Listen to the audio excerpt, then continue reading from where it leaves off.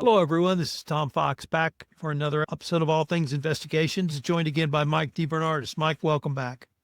Happy to be back, Tom. Mike, we had a release from the DAG this week, the Deputy Attorney General, of a memorandum entitled Guidelines for Investigations Enforcements of the FCPA. This is something that we have been anticipating since the president's suspension of FCPA investigation and enforcement. And I don't want to shade your views, so I won't give you my views as yet.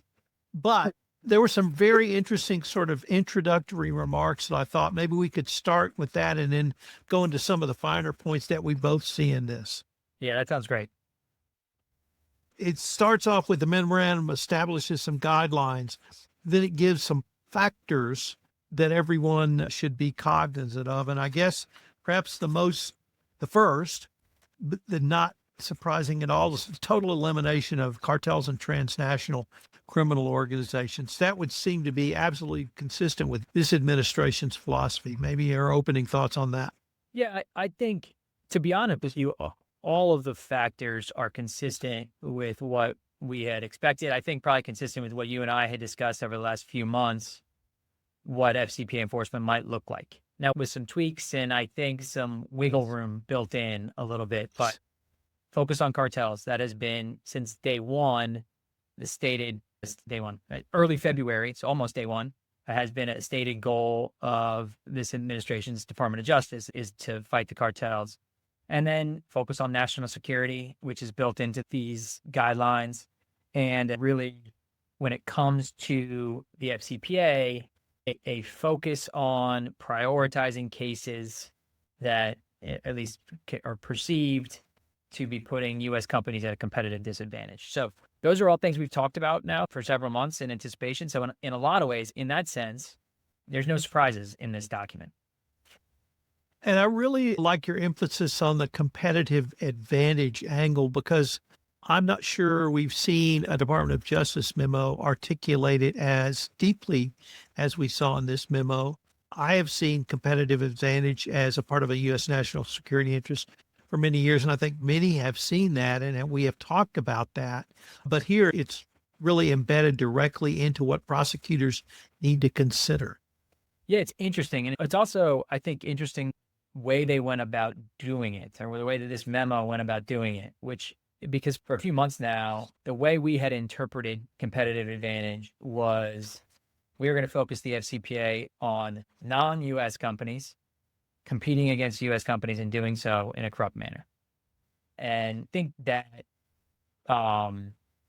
tracks with a misunderstanding of how FCPA enforcement has worked over the last several years. I think there is a common misconception for people who don't follow this closely that the FCPA puts U.S. companies at a disadvantage to their foreign counterparts because they're prosecuted for FCPA violations while their counterparts are not.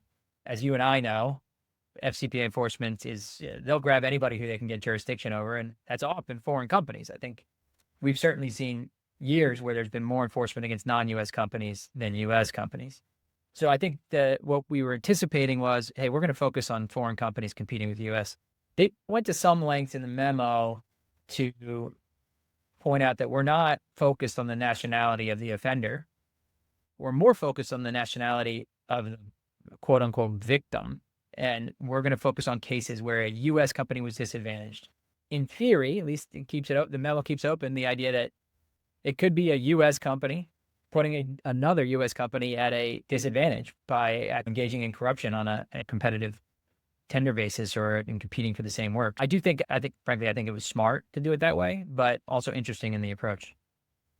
And I'll remind our listeners that, as we both know, 8 of the top 10 FCPA enforcement actions, dollar-wise of all time, were foreign corporations. So if you're a foreign corporation and there's U.S. jurisdiction, whether it's because of a stock, whether it's because of an ADR, whether it's because of a wire transfer, whether it's because of a meeting, any reason to obtain U.S. jurisdiction, I think the U.S. Justice Department will take a very jaundiced eye look at you. We're going to get to this at the end, but this is one of a series of memos we've had from the Department of Justice, literally, I think, over the past 4 weeks, maybe even 6 weeks. But I'm beginning to wonder now, might we see U.S. companies whistleblow on non-U.S. companies, both tactically to stop the conduct, but maybe even to garner a benefit under the whistleblower pilot program, if it's still called that at the DOJ. So I think it absolutely opens the door for the first scenario, for a U.S. company to quote unquote whistleblow against a non-U.S. company for what they think is an unfair business practice, corruption, and the like. I suspect we'll see that. And honestly, I think the door is open for that kind of approach. And to be honest with you, from what I heard anecdotally and talking to former Justice Department officials, that already happened some anyway. But I think there's now going to be a greater appetite for that. I don't know that a company is going to qualify for a whistleblower award. And honestly, it's a little bit difficult for a competitor to have enough specific information to engage in the whistleblower pilot program to actually get credit and get an award from that. But approaching people at the DOJ and saying, or the FBI and saying, hey, look, Company X is out here. I'm hearing all these rumors. They're engaging with an agent that's bribing people on this project we're competing for. This is specifically what the Deputy Attorney General said you guys were going to focus on. Get on it. I guess my experience living overseas is a little bit different. In certain industries, Americans tend to congregate together overseas, and everyone knows what everyone else is doing, anecdotally or otherwise. So perhaps we'll see some of that. Let me turn to the first page of the memo, at least as it printed out, because there's some factors prosecutors are to consider. And I'm going to skip the first one, which is non-specific malfeasance to corporate structures, because I want to take some time to talk about that a little bit later. But proceed as expeditiously as possible. Consider collateral consequences, such as the potential disruption to lawful business and the impact on companies' employees. I don't think anyone would argue with proceeding as expeditiously as possible, but let me ask you from your perspective as counsel for companies, how do you think that would impact somebody like a Mike DeBernardis or an HHR? Is it going to require you to speed up in any way, or is this something different? I think the way that this plays out is going to be fascinating because there are absolutely times, especially from the client's perspective, where they're like, let's move this along, right? This is dragging on. And these two principles or considerations you just described, I think fit together in some ways, and we can talk about that. But from the lawyer's perspective, I absolutely could see this playing out in a way that puts a lot more pressure on external counsel to move quickly to get things done, because let's be honest, this is not a one-way street. And the reason these things take so long, they're very complex. So I think that's the number one reason that FCPA investigations tend to take so long, is that the conduct is often very, very complex. It's often overseas. There's often a need to get approvals from or coordinate with foreign counterparts to get access to documents or to get data privacy considerations taken care of. But there are times when the Department of Justice is waiting for counsel to do things. There are often times when counsel and the company ask for extensions on those deadlines, and vice versa. So I think it may put a lot of pressure on all the actors to move more quickly. And I think my first impression when I saw that was, that's great. Let's move through these cases faster. Let's reduce the burden on the companies in terms of having 4, 5, 6 year investigations going on. I think you raise a good point, which is when rubber hits the road, this probably means a lot more pressure on counsel to be moving and getting things done quicker. And the next two, I'm really intrigued with your perspective from, once again, where you sit as opposed to what a prosecutor may have to consider. And that are, consider collateral consequences such as the potential disruption to lawful business and the impact on companies' employees. Because I can see a situation where you might raise that sitting across the table, that you are disrupting our lawful business and impacting our employees. So how would a prosecutor, or how would you guess a prosecutor would even think through those issues? And not just in the resolution, right? It's throughout the investigation, which is what these considerations specify, which is important, because we often talk about at the resolution phase what's going to be the impact of this resolution on the company and its employees? That's as old as corporate enforcement, right? Hey, you can't, that fine is too big. That's going to have this outsized impact on our employees or on our ongoing business. It's great that that's going to be a consideration from a defense attorney's perspective. I think that's, if the DOJ is truly going to consider that and do it in a meaningful way, that's great. And I think there was already some of that, to be honest with you, associated with most resolutions. Considering the impact of the investigation on the lawful business or on companies' employees, it's trickier. Be careful what you wish for here, I think, from the DOJ's perspective, because if you think about it, I said that I thought these two kind of factors or considerations overlap with each other. On the one hand, quicker we can get these investigations done, the quicker we can get out of the way of the business, stop bothering employees with document requests, with holds, with interview requests, and a huge amount of resources from the company's perspective, huge amount of resources go into responding to an investigation. On the other hand, if you say we're going to move more expeditiously, it's almost more disruptive, at least for a shorter period of time, you would imagine. Some of that delay I was describing, it comes from scheduling. Hey, we really need to interview the head of this business unit. He's a busy guy with business meetings and the like. Are we now saying, drop what you're doing, we got to get this done in the short term to hopefully free you up in the longer term? I think I'll be curious to see exactly how the DOJ approaches this. One place where I can see this playing out a little bit is making an effort to keep the investigations tailored to the specific allegations at play. Instead of saying, hey, your business unit in Saudi Arabia engaged in this conduct, we expect you to go and do an investigation of all of your business units to make sure they're not doing the same thing. Or we, as the Department of Justice, because there's no allegation that our lawful business unit in Thailand is doing the same thing. They're just going about doing their business, avoiding a disruption of that unit. That might be how this ultimately plays out. And I think that would be a welcome result, honestly, from a company's perspective. Now let me circle back to the language which says not attributable, non-specific malfeasance to corporate structures. And I guess this intrigued me for several reasons. Number one, is this talking about a compliance program's framework, code of conduct, policies and procedures, internal controls? Number two, is this very different than the department has previously prosecuted? Because typically internal controls and books and records were seen as the SEC's purview, unless it was a criminal action. And we had I can only think of one criminal action involving corporate structures. And then it tied back into further individuals. I think you and I have said for years that individuals commit crimes and pay bribes, not structures, and certainly not companies, and certainly not structures. So is this anything different, or have I misread this, or do you have yet a different interpretation?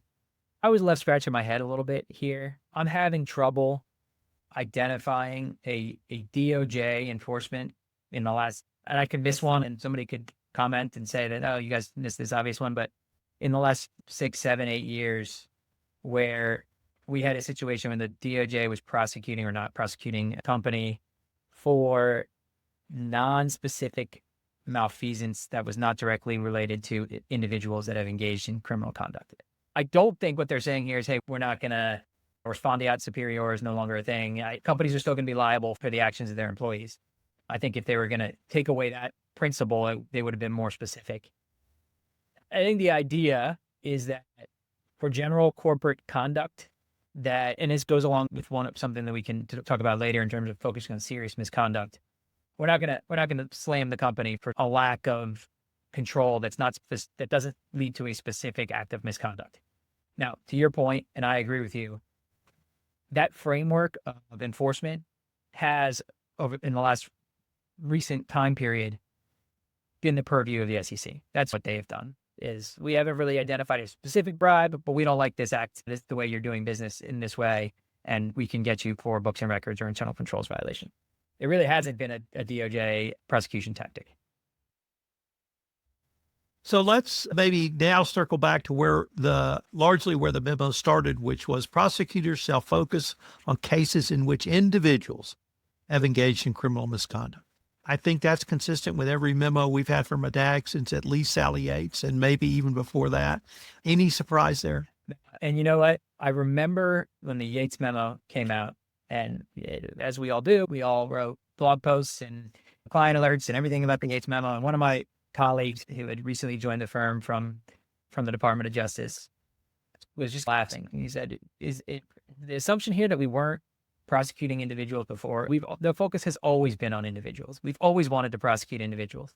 So this is, to me, business as usual. I think it's good from I don't know, PR is not the right word, but just from a relations perspective to restate this goal. I think the general public wants to hear that. I think the general public agrees that individuals, not companies, for the most part, should be prosecuted. I do not put much thought into this being any type of change in approach.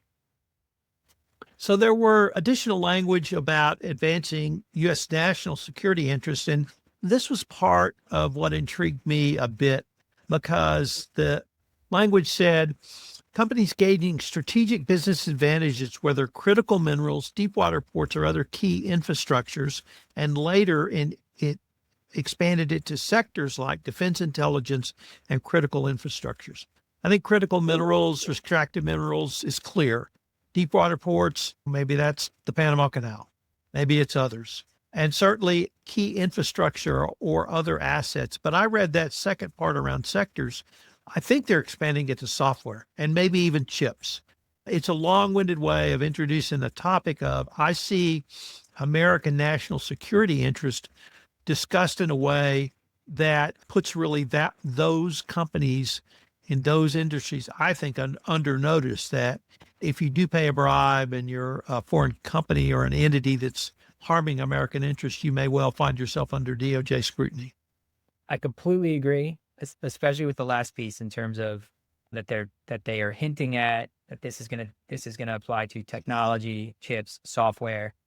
We are seeing, we've seen it over the last decade or so, increase, but especially with this administration, a direct tie between our national security and trade, and unfair trade practices in areas that overlap with our security. And so that is, in my mind, software, the chips, AI in general, minerals that are used in technology. I think that's a big thing. Obviously, when we talk about extractive industries, your gut reaction is to go back to oil and gas and all those things. But I think the focus here is things like cobalt and these minerals that are critical to chips and to batteries and everything else.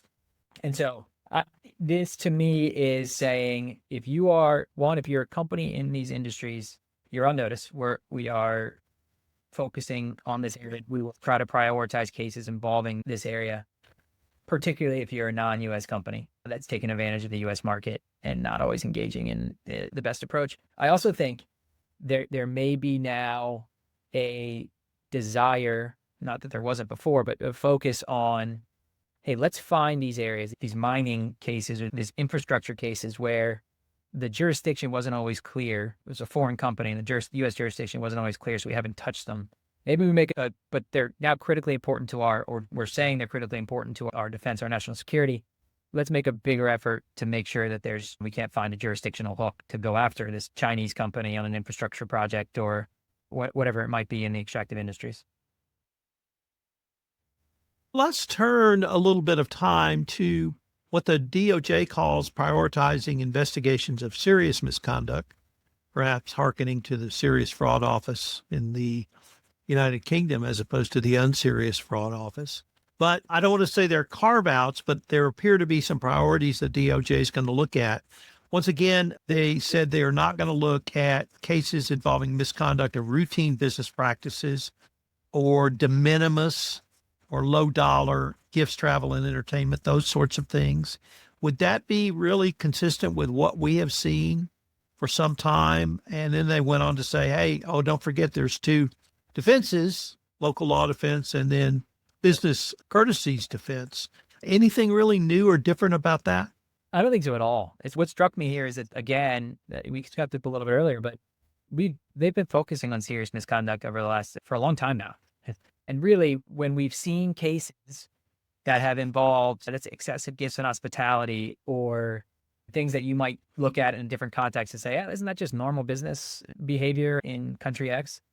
Those have really been in the purview of the SEC, and the DOJ hasn't really prosecuted those cases.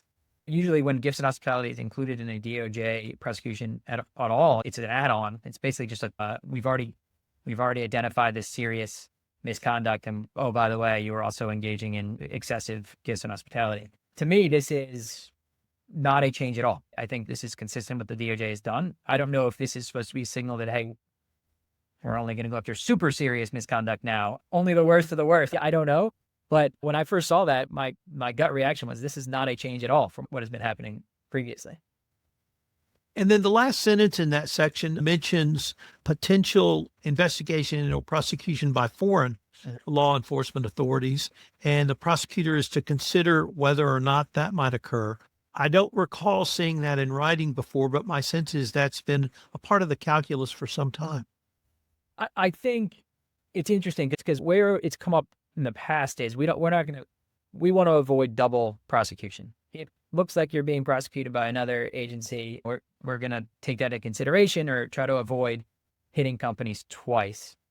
The approach recently has been, so we're going to coordinate closely with our counterparts. Because we want to avoid that, we're going to try to do these joint resolutions. We figure out what the penalty is and we divide it up so you're not getting hit over and over again. I don't know if this signals what the UK is already looking at that. We're going to let them run with this. I'd be surprised if they take that approach. That is the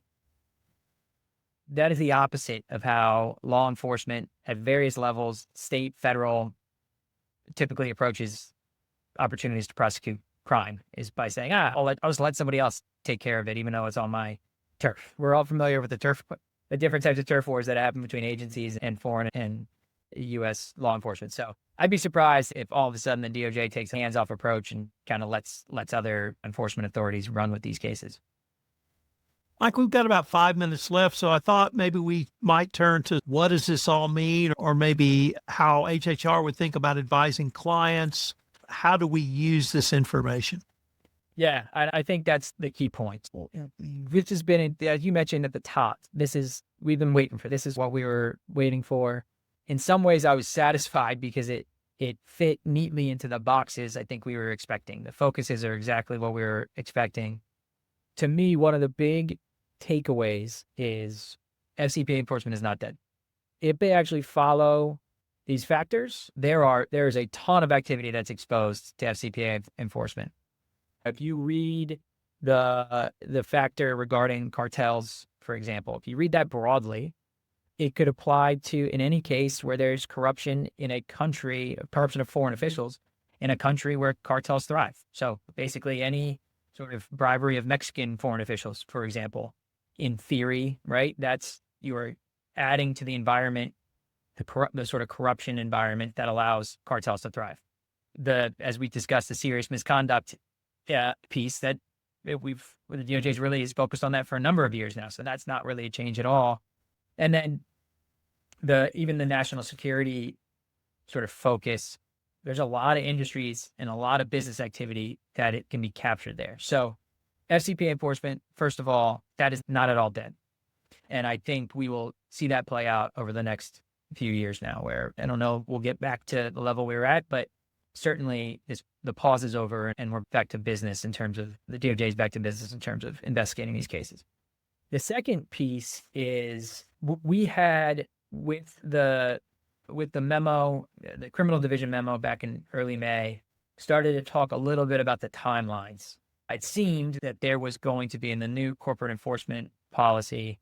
Now, yes, we still want companies to respond quickly and to investigate and self-report quickly, but we're not going to put these really stringent 60-day timelines on doing investigation, self-reporting, and everything else. I think this is confirmation, though, that the expectation when you have an FCPA issue is that you work quickly to figure out what happened and get it resolved, and you put the resources in necessary to do that. I think that's if they're really going to focus on getting these things done expeditiously, faster than they have in the past, that is a two-way street, and the company and its external counsel are a part of that solution. They're a part of that. In order to get it done quickly, they're going to be a part of that process. So that's two. And then the third thing is we've been advising our clients to take a fresh look, right? Take a fresh look at your operations. I do think there is an opportunity. We talk about assessment of risk and relative risks all the time, to reassess relative risks in your operations when it comes to FCPA compliance. During the pause, we were talking about reassessing your compliance risk vis-a-vis the FCPA. If it wasn't going to be enforced, kind of where does FCPA risk fall? Now I think we're talking about reassessing your actual FCPA compliance risk, finding those areas of your business where you think are most exposed, and putting resources in those spots. So those are the three conversations we're having with clients now. We're only a few days out from this memo coming out. And obviously, once we start to see some enforcement activity, it'll provide additional guidance as to what some of these vaguer terms mean. But those are the three main points. Mike, we're certainly going to be able to visit on this topic down the road. Thanks so much for taking the time to visit with me today. Thanks for having me, Tom. Compliance Podcast Network. Start your mornings with daily compliance news, quick, sharp updates on the top compliance and ethics stories in under 5 minutes every morning in Compliance Podcast Network. Because compliance never sleeps. Need practical advice fast? Check out Compliance Tip of the Day. One actionable idea to level up your program. Short and sweet, every day on Compliance Podcast Network.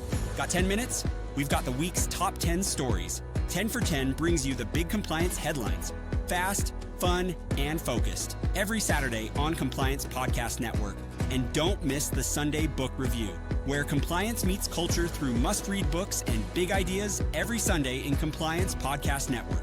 Whether you're in the office, on a walk, or commuting, stay smart, stay ethical, stay tuned. Only on the Compliance Podcast Network. Available wherever you listen to podcasts.